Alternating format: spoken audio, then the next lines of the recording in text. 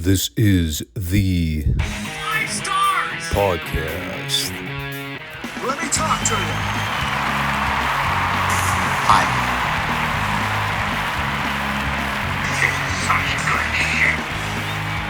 So, what do you guys want to talk about?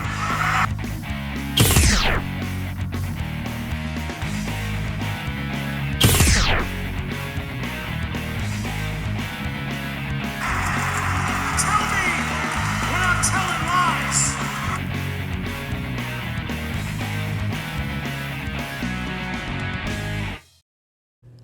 Thanks, guys. Back to you. Didn't think I was going to be able to manage it this weekend, but I somehow fit it all in.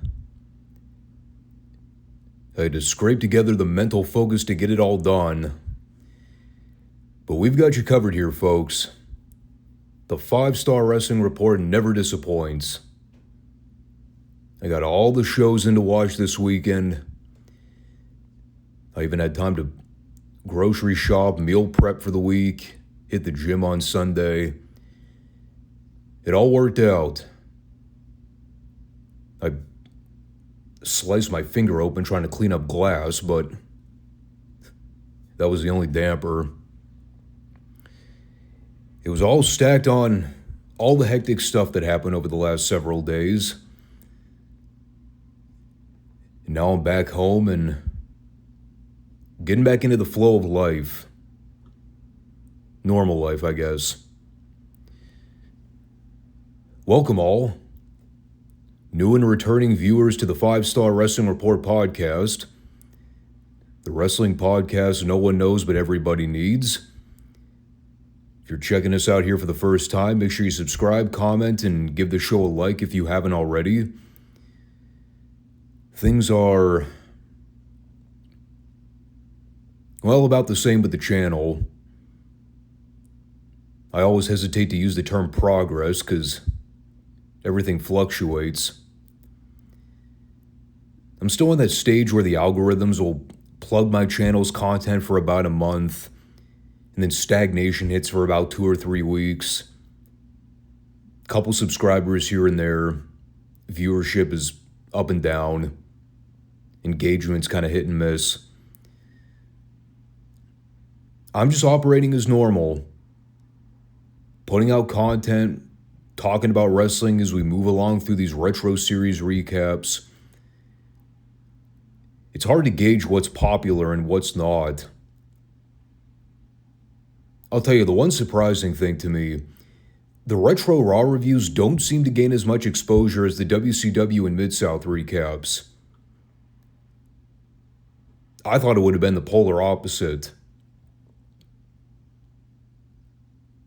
Maybe I've stumbled into the market of wrestling fans who enjoy territorial style wrestling reviews and not so much the old WWF Raws from the Monday Night Wars.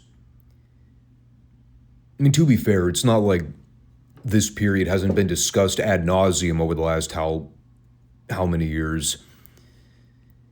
People do get kind of burnt out.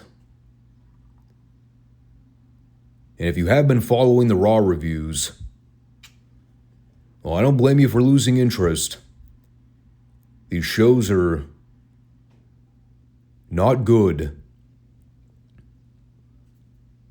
I talked about it a few weeks ago. I don't plan on changing or reformatting anything I do with the channel in terms of wrestling we cover, at least not anytime soon. But I also can't really plan for the future, because I don't know where things are going to be in the next 3 to 5 years. If the Raw reviews aren't your cup of tea, sorry. My initial idea was to carry with the Retro Raw series, at least up to the end of the Invasion angle. But, again, nothing's for certain. I know for a fact, once we kind of finish up all the In Your House recaps, I mean, outside the big 4 pay-per-views, I'm probably not going to spend a whole lot of time covering those intermediary WWF pay-per-views, like, you know, the Backlashes and the No Mercies of the world. You guys know what I'm talking about. The later Attitude Era shows. Unless there's like a big main event or something that's worth talking about, I just don't see the purpose of it. The In Your House recaps are special because, it's sort of going back in history and, talking about shows that the WWF at one point actually tried to promote and advertise. So that is something I've been thinking about too, is cutting back on the pay-per-view reviews as we keep going. But for the time being, let's talk about Raw.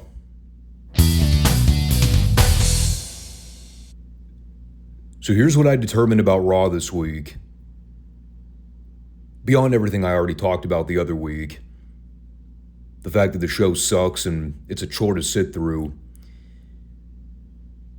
I actually went through and looked this up because I was curious. The WWF talent roster for the year 1997. I want you all to listen to these names. And out of all the guys I list off, try and pick out the names that you would actually consider worth keeping. Or moreover, guys that were actually proven commodities to the overall bottom line. We wonder why the show sucks. Here are the names I was officially able to determine. I don't know if this is the official 1997 roster, but it is the vast majority of them. In order, alphabetical order, we'll go from the top. 8-Ball, Ahmed Johnson, Al Snow, Animal, Billy Gunn, Barry Horowitz, Bart Gunn, Barry Windham, Bob Holly, Bradshaw, Bret Hart. All right, so there's one. Actually, hold on. I'm going to keep a tally here. All right, one. All right, we'll keep going. Brian Christopher, Brian Pillman, for about another 3 months until he's found dead. The British Bulldog, the Brooklyn Brawler. Jesus Christ, I forgot they were still paying him in 1997. Cactus Jack. So we'll just say Mick Foley would have been a number 2 commodity. We'll add him to the list. Chains, China, Clarence Mason, the Commandant, another name I completely forgot about, Crush, D'Lo Brown, Doc Hendricks, Doug Furness, Farouk, Fake Razor,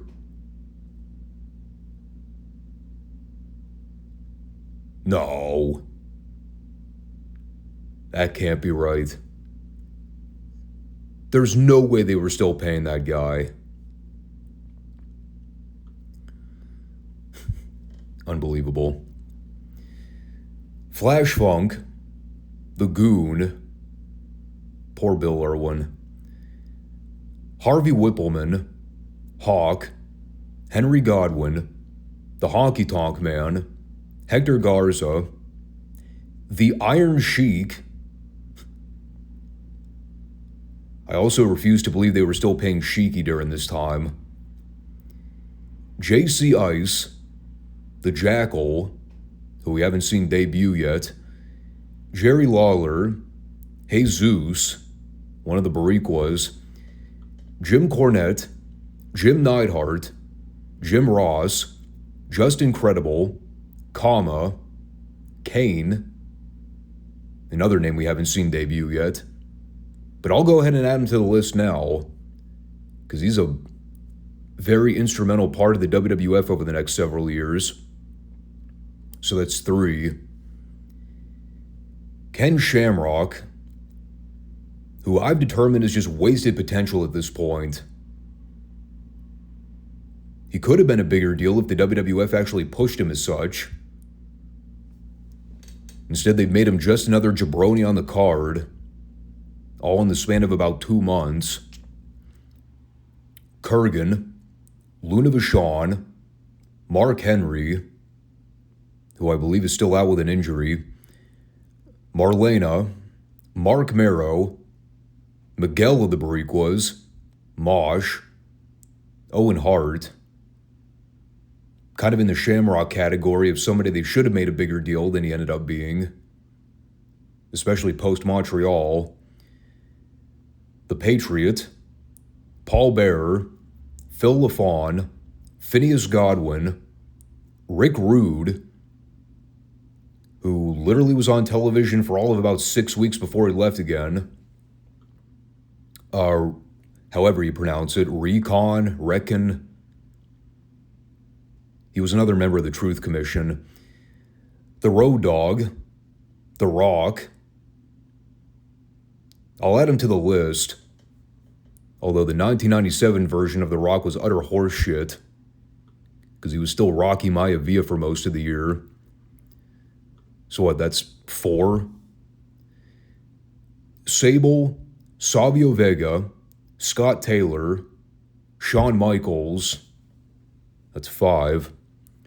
Skull, Sniper, Steve Blackman, Stone Cold Steve Austin, there's 6. The Sultan, who still exists, Sonny, Psycho Sid, who at this point I'm pretty sure is out of the picture entirely, even though we saw him on TV last week for all of 30 seconds before he left and was never seen again.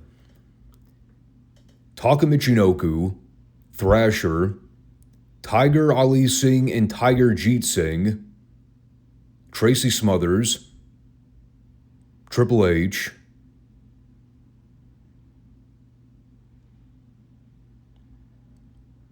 I'm thinking.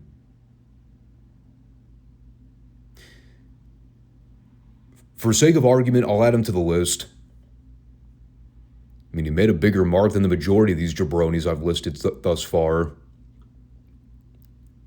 Undertaker, so that's 8. So we got Hunter and Taker there. Vader, Wolfie D, and Yokozuna, who again at this point I'm pretty sure was out of the picture. So what do we have? We have Bret, Mick Foley, Kane, Rock, Shawn Michaels, Steve Austin, Triple H, and Taker. Out of however many names I just rattled off. 8 guys. 8 top of the card main event caliber names that were actual draws for the company. And even out of those names, you would still have to omit Hunter and Rock for at least another 2 years.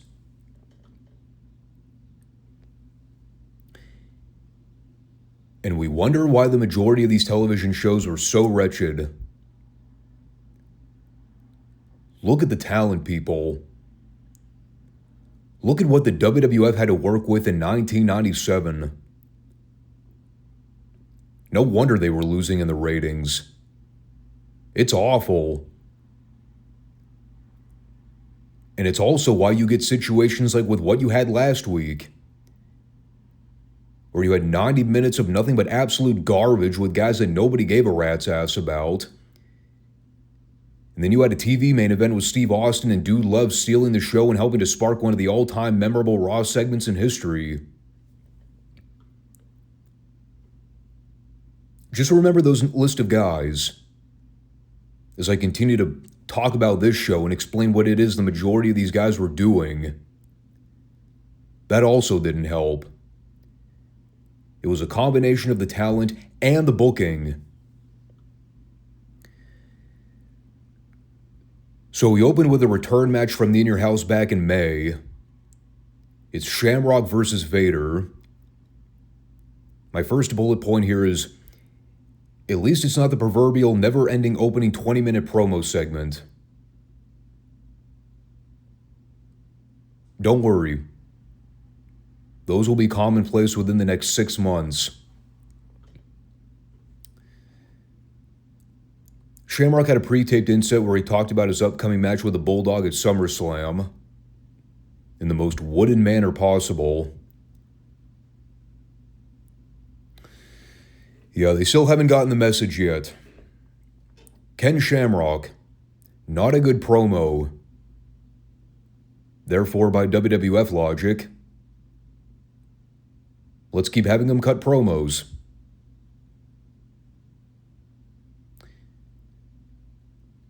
They ain't getting any better, folks. He still sounds like a hostage victim every time they have him talk.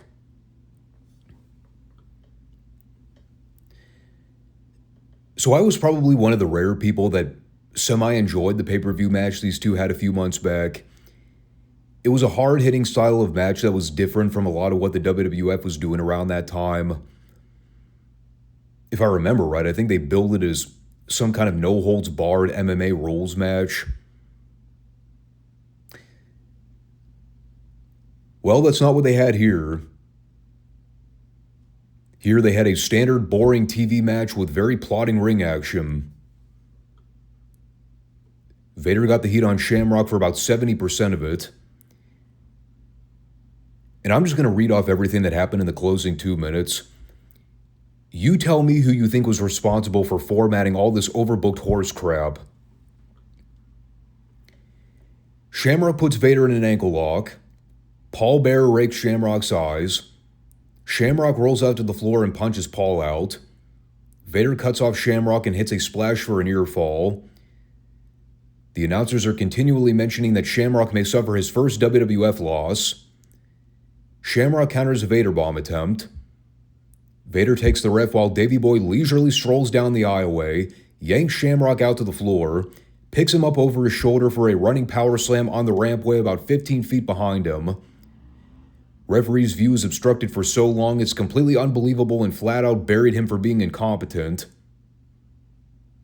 Shamrock is counted out.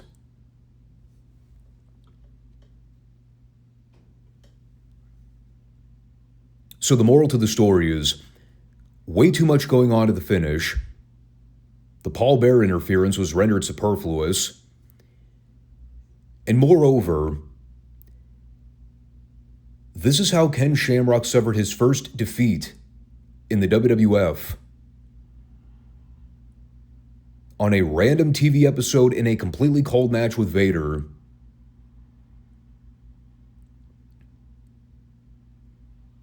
Now, you remember how I mentioned earlier that it didn't take too long for the company to make Ken Shamrock just another guy on the roster? I present Evidence A, Your Honor. They took a guy who had a completely unique style and look, and they just made him like every other wrestling geek. He's out there doing every stupid WWF style match with every stupid overbooked finish, cutting stupid WWF promos. It literally took them less than 5 months to accomplish that. So way to go, guys. By the way, important to mention here, they were in Halifax, Nova Scotia for this week's Raw. So we were back to the Hart Foundation being total baby faces. I'll get to their promo in a sec here, but first, we need to talk about Baracus. And for those that are immediately asking, who?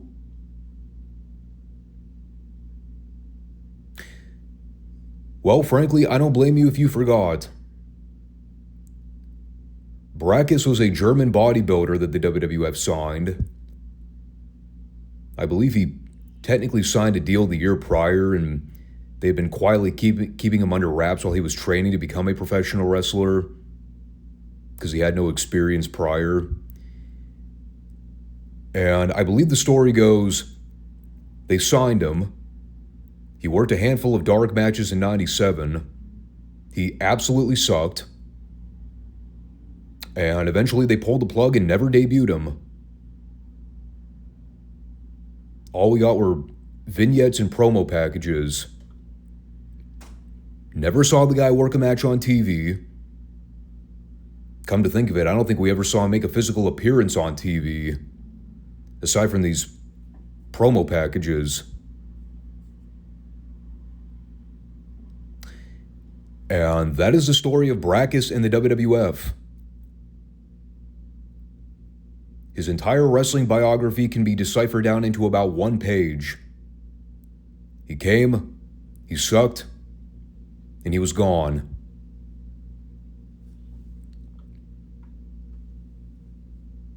And so now that we got that out of the way, let's talk about this Hart Foundation promo.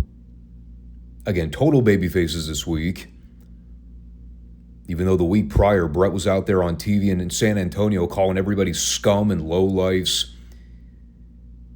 Now they're here in Canada waving their home flags, smiling at all the people. In God's country, the most lovable group of guys in the world. And Bret's out there burying the U.S., saying the country's shaped like a giant toilet bowl. Fans are pissing and hawing at the U.S. I always love it when Canadians chant, U.S. sucks. It's so rich. Canadians riding on their high horse and being delusional enough to think they're superior to our country. Just keep drinking that leftist Kool-Aid, guys. I mean, we got our own problems here. But, we're far better off than you are. You guys will eventually implode on yourselves when you realize we were right all along. When we say Canada's in absolute financial ruin and on the verge of economic collapse.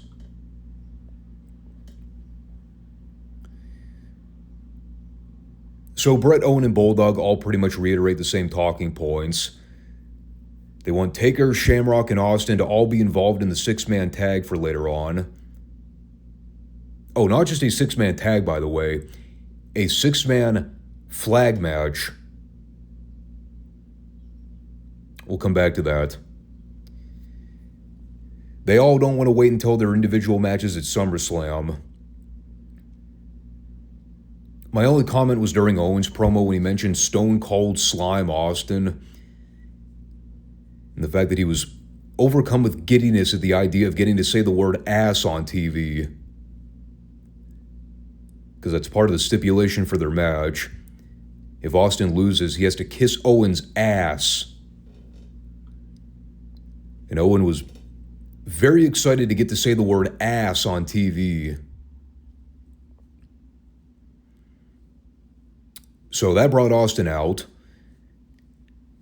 And simply put, he buried Canada and said he would happily volunteer to be a part of the Hart Foundation stupid flag match for later on.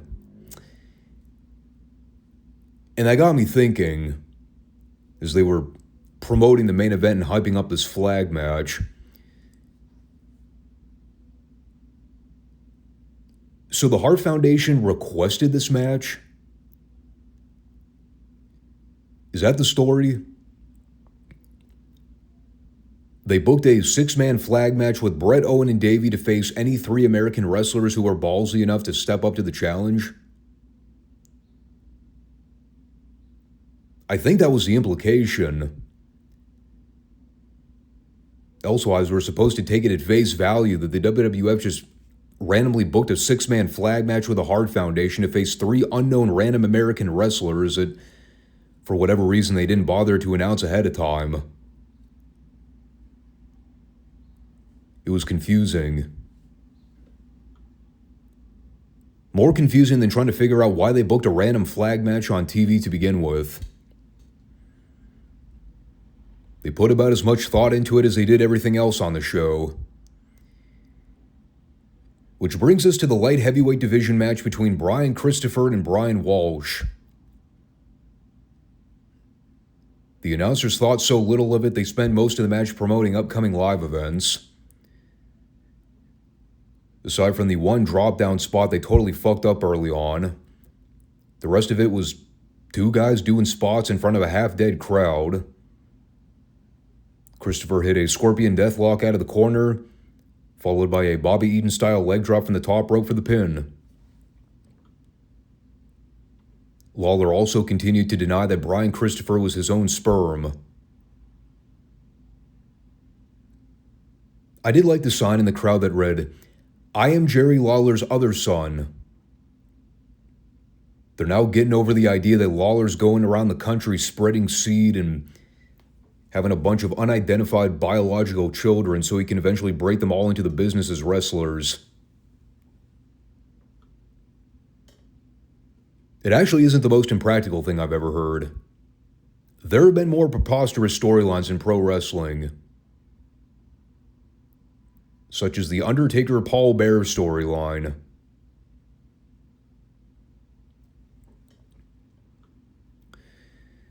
So then we had a promo package for the Truth Commission. They will all be on Raw next week.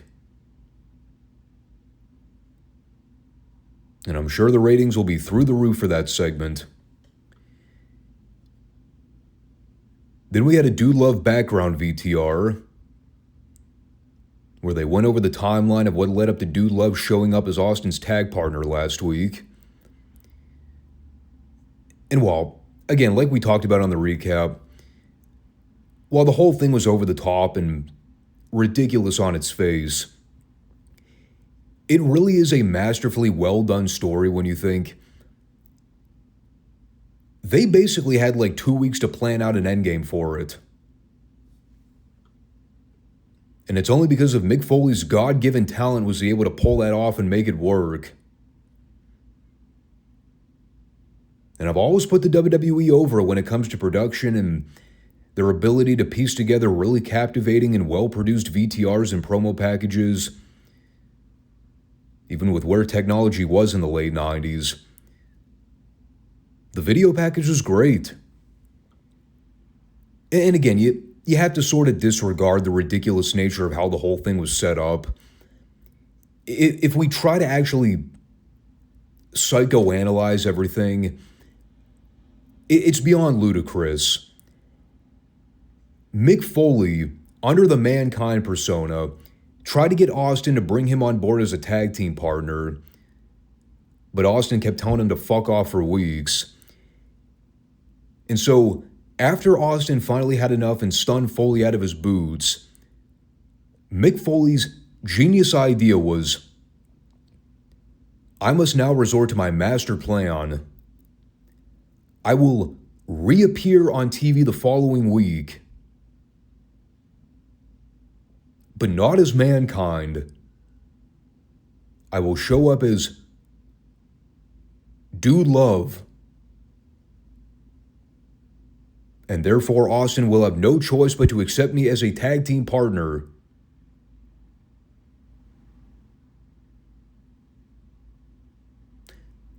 What? No, I mean really, that is the storyline in kayfabe. And Austin even clarified in this pre-tape promo. He was like, I was so caught off guard by everything that happened the other week. I'm honestly not sure whether Foley's really that stupid or if he's just flat out crazy.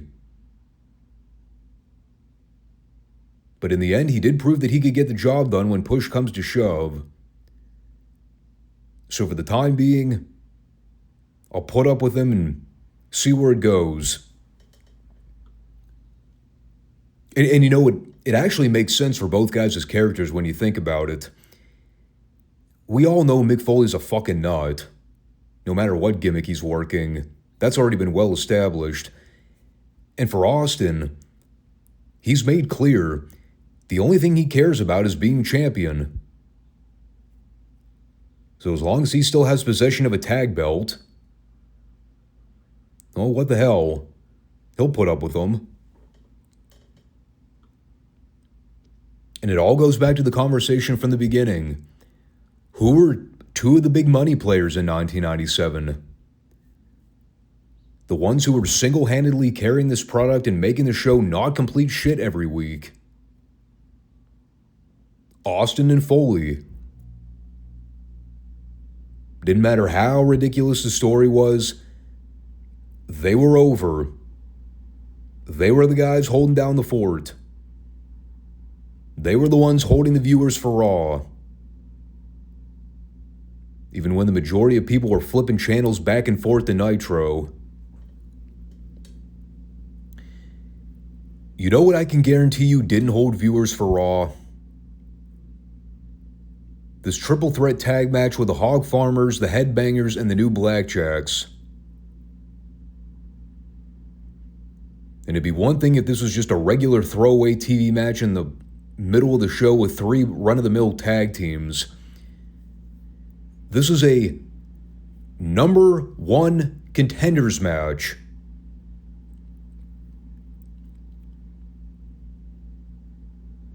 Yes.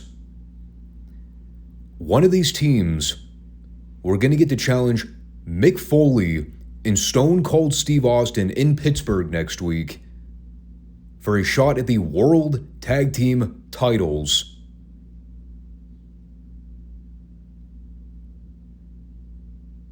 Hilarious. They looked around and said, "We need three teams. Who are the closest teams within reasonable proximity of the ring that we can throw out there to work a quick match? How about the Pig Farmers, the guys with the man skirts, and the terrible Blackjack Mulligan knockoffs? One of whom happens to be his own son.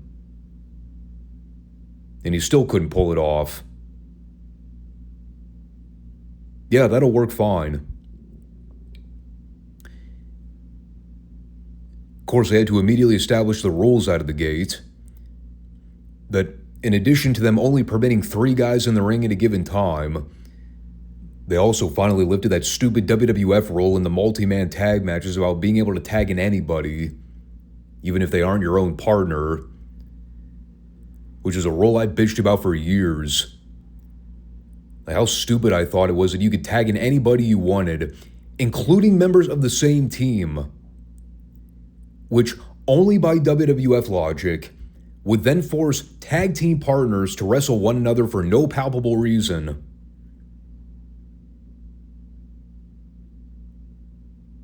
So they finally lifted that stupid stipulation. They flat out said here, that's not the case anymore. You must tag in your own partner. Glad they finally caught up to that after how many years. Now, of course, it didn't actually help them make the match flow any better. It was still a giant clusterfuck with bodies that nobody cared about. Because that was a problem.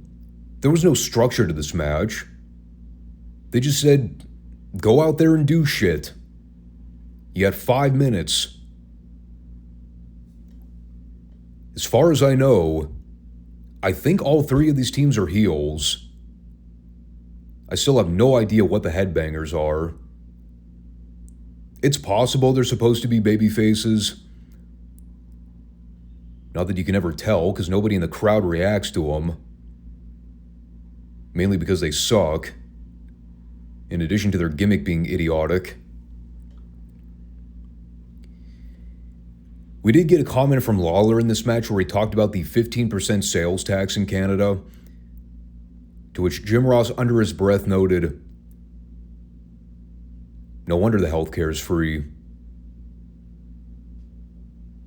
To which I then responded by saying, "You forgot to mention the part about it being shitty healthcare service. Free doesn't always mean quality. Ask anybody who's ever gone to see a primary care physician in Canada. They'll tell you what it's really like. Hospital visits? May as well just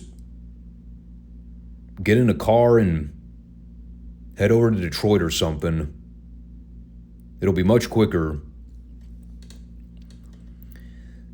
So here's what I wrote down at the finish. I went back and watched this twice for the record. I still have no idea what the intent was behind this ending. All 6 guys are in the ring brawling. Mosh and Thrasher attempt their finish on a blackjack, I think, but they end up hitting each other by accident. One of the Godwins hits the other blackjack in the back with a slop bucket. Godwins get the pin. Crowd doesn't react. Too much shit going on to keep track of. In other words, your typical overbooked Russo finish. Boy howdy, there's a match I can't wait to sink my teeth into next week. The Godwins versus Stone Cold and Dude Love. It's been approximately 2 weeks since they formed the Austin Dude Love pairing. It took them that long for me to not give a shit about any of their upcoming matches.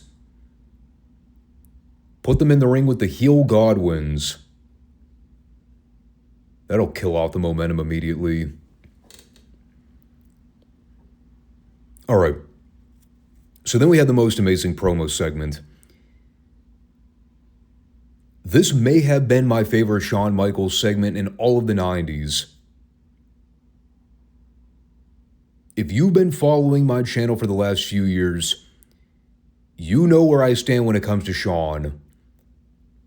There's the pre-Shawn Finding Jesus era and the post-Shawn Finding Jesus era.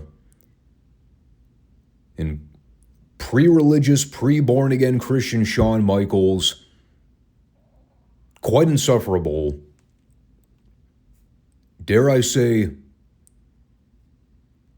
a human piece of shit, both professionally and personally. What made this segment so great was the fact that they were in Canada, so everybody knew ahead of time, when they promoted Shawn at the beginning of the show, that he was going to come out later on and do a promo. These fans had plenty of time to soak up their hatred. So that way, the minute Shawn's music hit, they could just let him have it.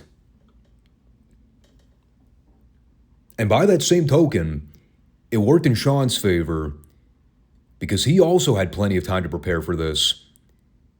And he said to himself, this is my one chance, my one opportunity to be a genuine asshole. I'm going to go out there and be the most pompous, insufferable douchebag heel I can possibly be. And the end result, it was Shawn Michaels doing the best performance I've seen him do since he turned babyface a year and a half ago. Because it was Shawn Michaels just being himself. Letting his ego run wild. Going out there and trolling the Canadian fans. It's funny because he did this 10 years later in WWE when he was feuding with Hogan. He did. He turned heel for 2 weeks and then went to Montreal or whatever and trolled the Canadian crowd. This is almost a replica of that same promo, just, again, a decade earlier. And what I loved about it is, even before JR said the name Shawn Michaels, is Jim's putting him over and talking about how he's the most charismatic superstar in the WWF, this, that, and the other thing. The fans had already started booing him out of the building. They didn't even need to hear the name Shawn be said out loud. They were already all over him. And of course, you get Shawn in there waving at everybody, doing the crotch chops, stuffing the small Canadian flags in his crotch area. He starts by running down the entire province of Canada, putting over how much better America is. It was all mainly cheap heat. He then volunteers himself to be the second American involved in the flag match for later on, which he did note in this promo. It would be the first time that Bret and Shawn would be in a physical one-on-one confrontation in over a year. A sanctioned confrontation, that is. We won't mention that little scuffle that took place the other month in Hartford. By the way, keep that in mind when he was talking about being a part of the flag match for later.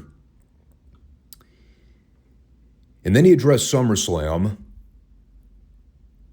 So remember last week, he did the promo with Vince where he wanted a place on the card, even though he wasn't scheduled to work a match. And as we found out this week, all those nuisance jobs like working concession stands and setting up the ring, well, those jobs are all taken. But Vince was able to find one job for Shawn.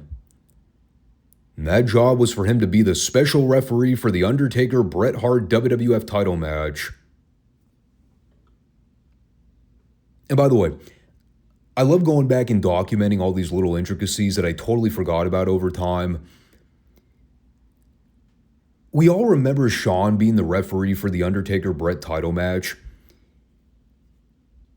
Do you all remember how Shawn got that position?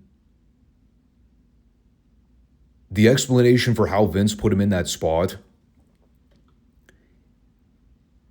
The explanation was Earl Hebner had been slacking on his duties as of late, and so Vince needed a trusted official, somebody he could rely on to call everything right down the middle with no issues. So the one man he turned to, the one man who clearly didn't have an agenda in all this, the man who clearly didn't have it in for one of the parties involved in this prestigious championship match at SummerSlam, we're going to have Shawn be the referee.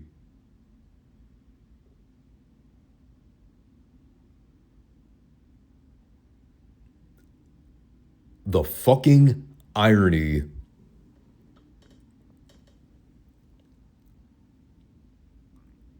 But no, really, that was the explanation. Earl Hebner had been an unreliable official, so Vince was going to throw Shawn a bone and let him be the one to call it. A main event pay-per-view match. That's wild. Of course, it's double the irony in that statement when you realize Vince is talking about Earl not being a trustworthy official, specifically to call a Bret Hart match just months before Montreal. Not to mention Shawn standing there and going, Bret, if you can't trust me, then who can you trust?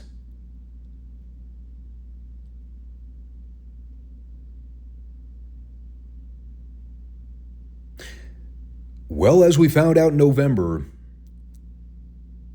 it certainly wasn't Vince.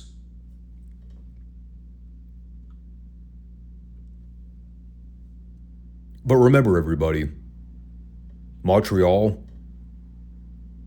totally not a work. It was all 100% legit.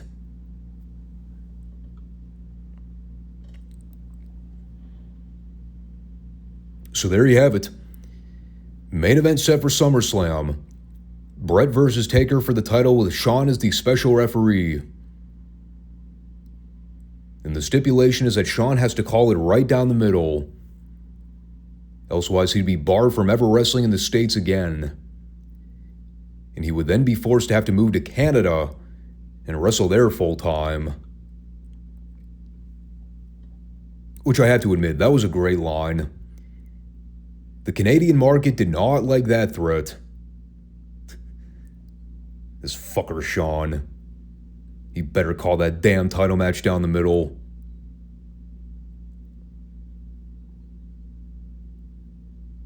Like I said, best thing that Shawn's done on television in months. And imagine that.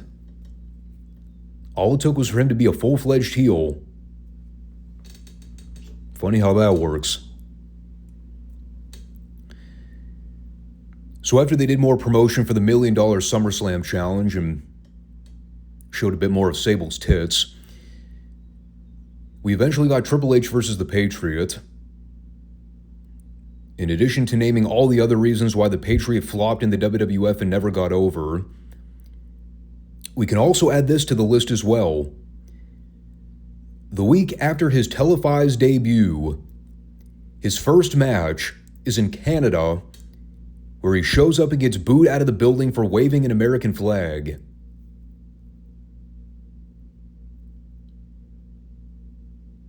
Because that wasn't going to come back to bite him in the ass. What kills me is the announcers were stupefied over the idea that Canadian fans would have a problem with American wrestlers coming out waving the American flag. After multiple segments on this very show where American talent was burying Canada and everything it stood for,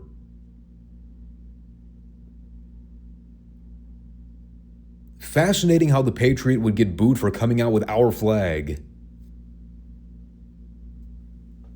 Who could have seen that coming? And not only is the Patriot's first WWF match a complete throwaway in the middle of Raw, it was basically background noise as the Hart Foundation came out to get in Vince's face at the announce desk, wherein we saw Bret and Vince go at it and come to blows. And you got referees and agents running out there trying to separate them. Meanwhile, the Patriot's in there with Hunter looking like the spare prick at the wedding. They're just casually having a match and nobody's paying attention to. I mean, he did briefly come out to pull Bret away. Then the rest of the Hart Foundation attacked him and laid him out for the disqualification. After JR had to scream at the referee to ring the bell. So, it's a throwaway TV match, or TV debut match, in the middle of hour 2, that also ends in a DQ. They couldn't even have the Patriot get a fucking clean TV win in his first WWF match.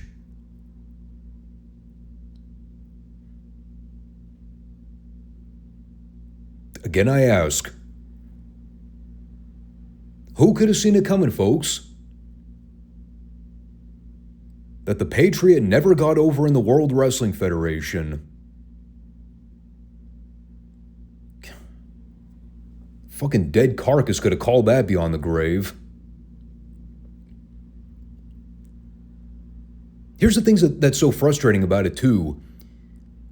The altercation between Bret and Vince was awesome. It was a great fight. The action looked stiff.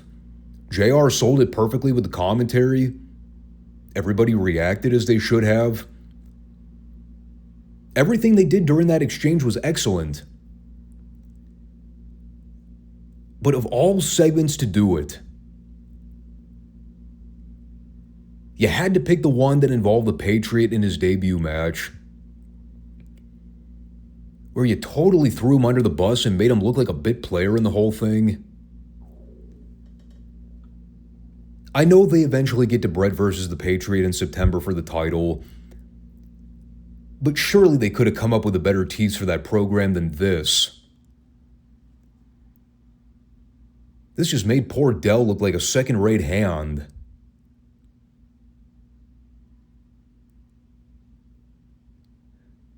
It was an omen of things to come.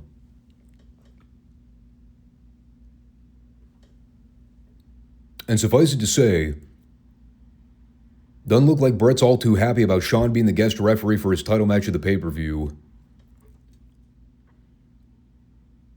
So then we had a Paul Bearer interview with JR, where he point-blank asked him, "When are you going to provide us with evidence that Kane exists?" To which Paul answered by going, "Are you calling me a liar, Jim Ross?" And Jim simply responded with, "Well, yeah, pretty much. Do you have the evidence or not?"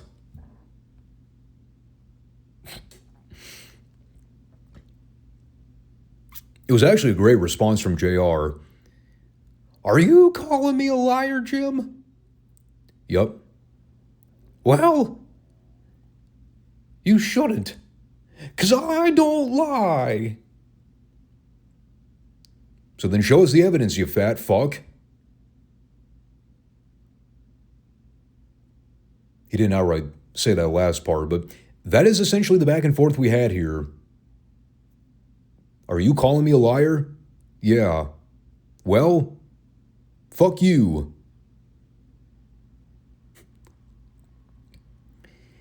And there was more to this promo. I kind of mentally checked out halfway through. Paul mentioned something about a statue that Kane and the Undertaker assembled when they were kids. I guess at some point it was destroyed in the fire. It had mysteriously broken into two pieces. And so Paul pulls out a handkerchief and reveals his half of the charred remains, the one that Kane carried. And supposedly the Undertaker has the other half.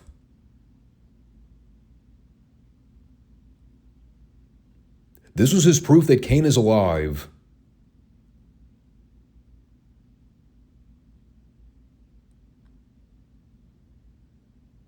It was dumb.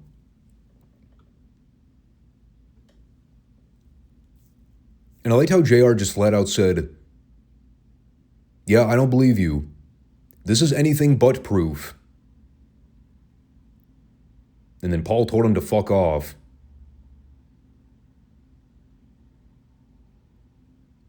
I'm not making that up. That was a segment that aired on TV. I'm just providing the feedback. Don't blame me. I didn't book the phony baloney bullshit. Nor did I book Farouk versus Goldust and or every stupid occurrence that took place during this idiotic match. I will say, there was a lot of dumb stuff on Raw this week. This is the one segment, though, that legitimately almost made me turn the show off. I'm just going to cut to the chase.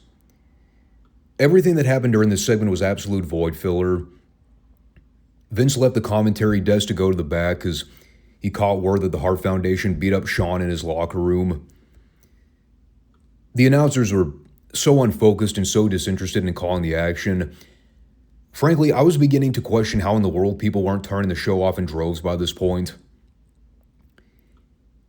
And all the while, here's what they booked for a finish.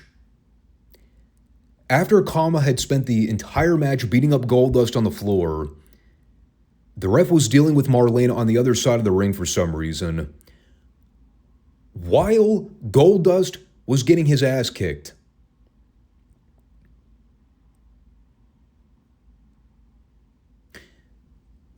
So in part, she was running a distraction for the opposition. Also, Farouk could hit Goldust with a Dominator and then get disqualified.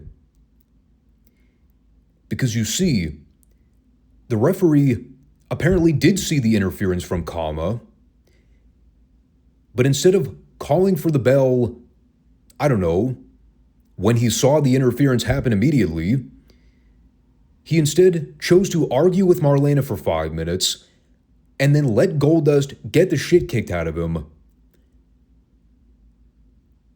before he called for the bell.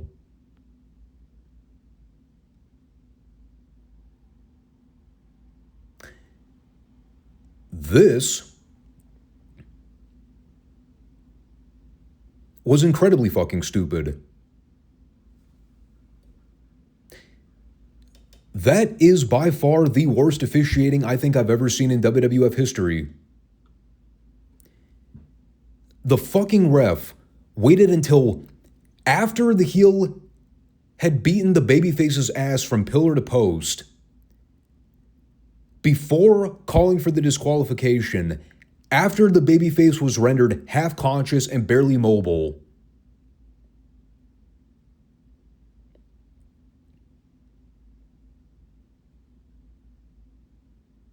Boy, I'm sure Goldust really appreciated that DQ win. How kind of the ref to raise his hand after the fact. After he was beaten into powder and left for dead in the middle of the ring. Several minutes after the DQ should have already been called for. Jesus H. Christ. Really, is this shit that hard? JR was right. He said, Goldust did not look like a winner by the end of this. True dat. He looked like he was getting intentionally jerked around.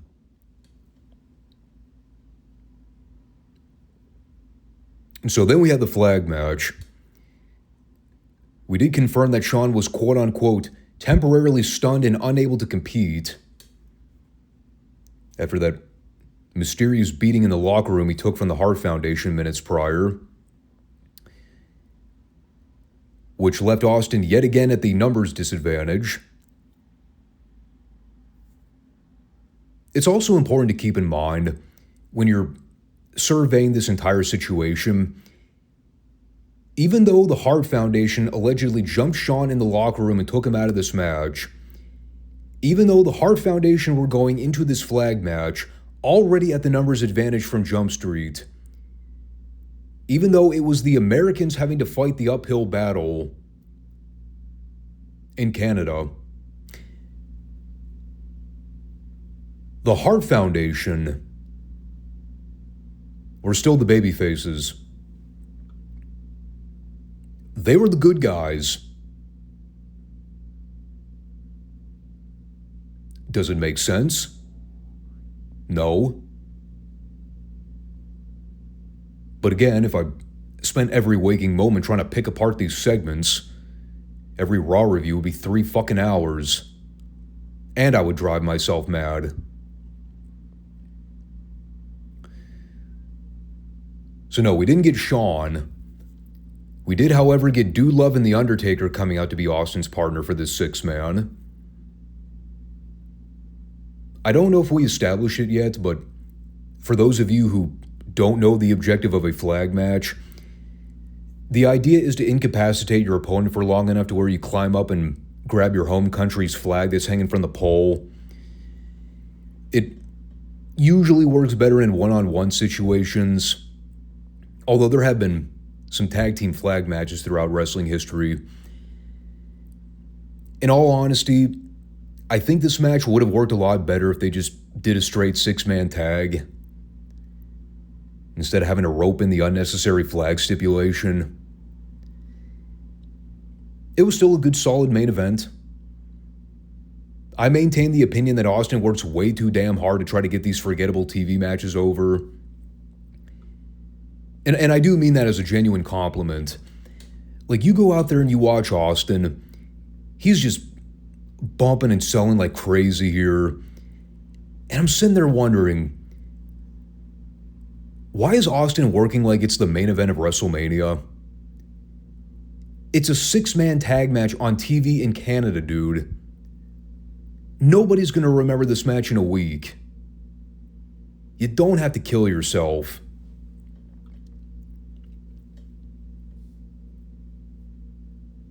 And to their credit, they did give this match some time, so I can't poom them for booking another short TV main event that never got off the ground. Everyone looked good here. Crowd was in everything the Hart Foundation did. No surprise there.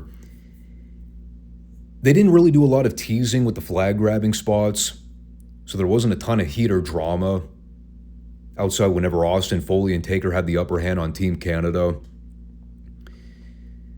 But they end up going with the finish where Taker and Bret are climbing up the poles at the opposite ends of the ring trying to grab their designated flags. But then Pillman shows up and cuts Taker off. Bret pulls down the Canadian flag first. So the Hart Foundation win. Crowd went nuts for that. Again, it's a heat finish in Canada. But since the Hart Foundation are also Canadian, they're treated like baby faces, and crowd didn't give a shit. There really wasn't any significance to the gimmick match. aside from giving the Canadians a chance to pretend like they were superior to America for one night, which is the only condition where that would ever be believable, when it's being kayfabed on a pro wrestling show. But there you have it. And this week was at least a reasonably watchable Raw for a change. I wouldn't even classify it as a bad episode. And yet you still see all the bullshit we had to sift through. But again, who are the standout stars? Who are the ones that made the show watchable? Austin, Foley, Bret, and to a lesser degree, Taker. Even though Taker was literally on camera this week for all of about 10 minutes and change. I'll even say Shawn Michaels had a good TV segment. Him going out there and being the world's most unbearable prick for 8 minutes, that got over. But the trend continues. You've got all those guys, and then there's everybody else.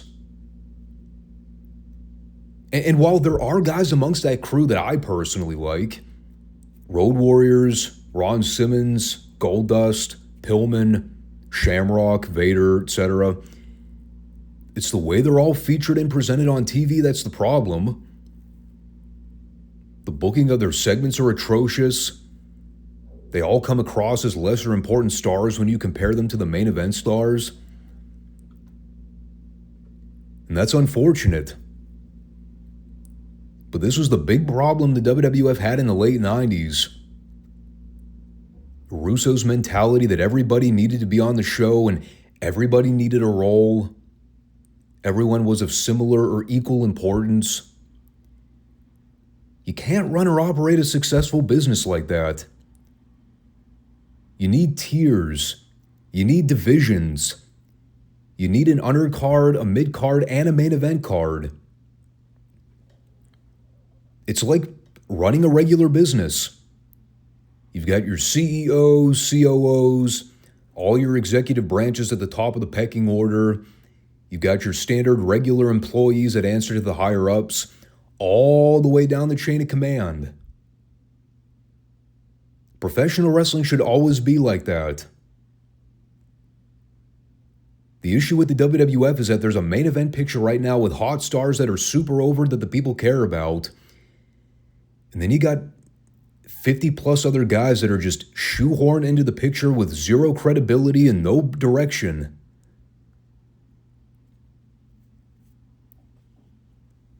And that's where we're at.